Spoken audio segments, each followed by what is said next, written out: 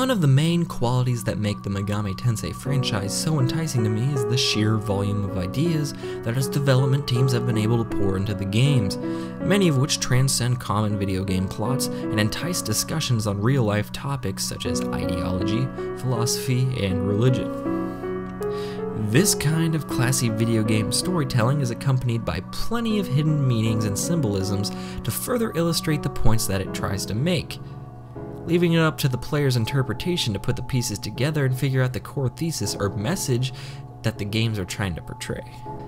Therefore, today we will be looking at some of my own personal interpretations of the iconography of these games, to try and see what kind of narrative that they form and just how they fit into the overall motifs and themes of the games as a whole,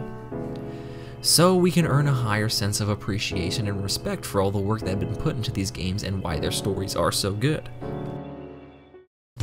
The very first Shin Megami Tensei game was, well, rather remarkable for its time period, recognized for its excellent departure of traditional JRPG tropes, settings, and plot archetypes. Another reason why it's remarkable is its reconstruction of the biblical stories in modern settings to reinforce certain themes of its narrative,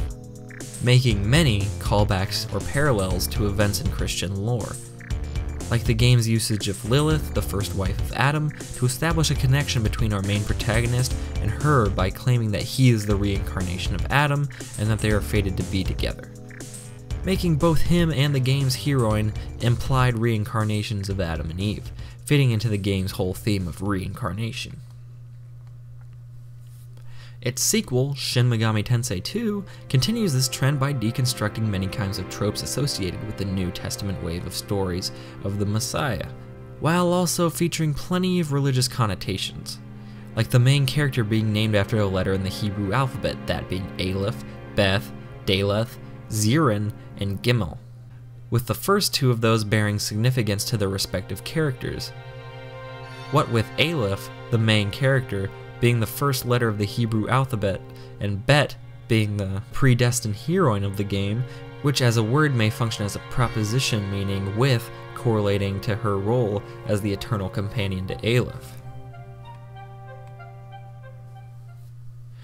The third installment of the franchise is a bit of a hard one to cover, considering that it's soaked heavily in symbolism, and trying to mention all of it may take the entire video, so I'm going to condense most of my interpretations as I can. Dealing heavily with the theme of death and rebirth of the universe and the state of life being on Earth, Nocturne's different depictions of Lucifer help solidify this theme.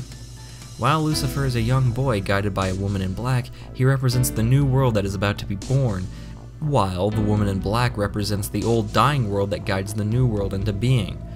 both of which entrust their desires onto you, the player.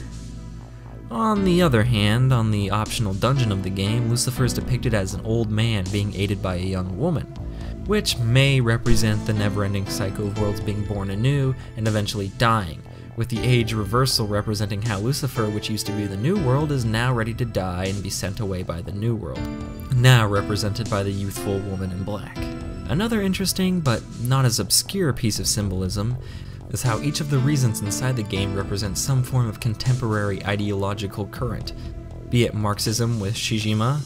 social Darwinism with Yasuga,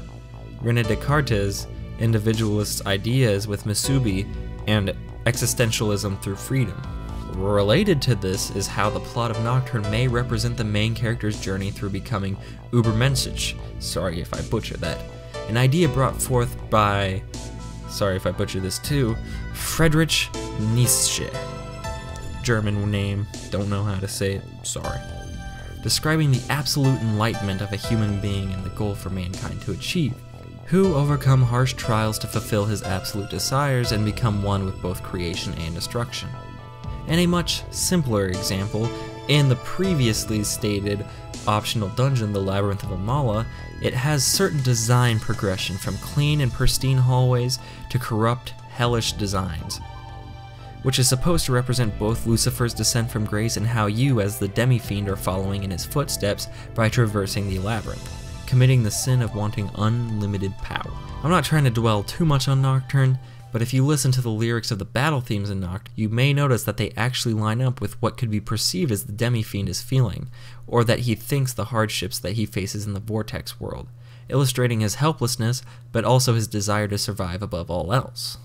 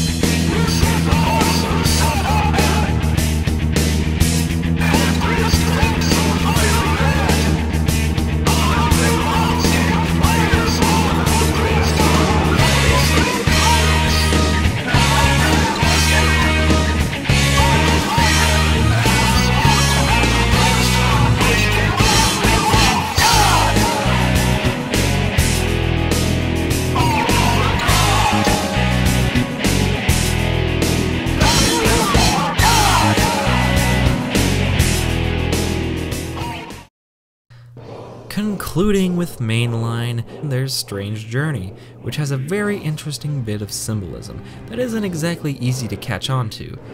Each of the game's dungeons represent a demon's views of what the reoccurring problems with mankind are, with Antilla representing warfare and conquest, which leads to Boots. That represents victory and luxury that follows conquest, which leads to said luxuries becoming products which are sold en masse, represented by Sector Carina. And finally, all those products end up becoming waste, just like Sector Delphus. And there's one more final example of symbolism in this video, which comes with the source outside of mainline SMT, which is Persona 3. While Persona is usually pretty straightforward with its symbolism and nothing is really too complex that goes over anyone's heads, there is one specific detail in Persona 3 that I think deserves a little bit of a mention. In one of the most poignant social links in the game, you can befriend a man named Ikanari, who looks like a very sickly person and later confirms that he is ailing from an incurable, life-threatening genetic disease. And at the end of his social link, he thanks you for helping him find the meaning of life by living life to the fullest, and learning that we all depend on one another. After that, he just kind of vanishes. After the end of the game, you meet his mother, who informs you that he died and that his wish was for his writing to be fulfilled. Now, you're probably asking, what's relevant about this and that? Well, that's what I'm here to tell you. Persona 3's protagonist's ultimate persona is Messiah, who is supposed to represent the main character's shift in views about the world, which shows a great deal of inspiration from those Akanari had at the end of his social link. Not only that, but Messiah is represented with long, white hair and his hand on his chest gazing upward, which is almost exactly the same pose as Akanari. This shows the great influence Akanari might have had at shaping the main character's views by the end of the game, since his whole social link is about making the most of your short life while you have it, which are the same views as the main character teaches the rest of the cast by the end of the game, making it so that Akanari is possibly Messiah himself, teaching the main character an important lesson in what the meaning of life may be. To further back this up, his social link is only available on Sundays, which is known as the Lord's Day. Not so much a coincidence now, is it? Now, it's clear I can't cover every single example of symbolism in a franchise that's jam-packed and expansive as Shin Megami Tensei, but I hope this video helped you notice some small tidbits of hidden meanings that some of these games may have, so that when you play the games for yourself, you can look out for these interpretive meanings and many of these small visual cues. Being an interpretation though, it's all speculation on our part, so it shouldn't be taken directly as the creator's intent. Whether it's true or not, we can all say that it's still really interesting to think about. Next month I'll be looking at the creative touches and impacts of series ambassadors Kazuma Kaneko and Koji Okada have had on the franchise as a whole, along with their design philosophy and what their view of the Shin Megami Tensei game is like.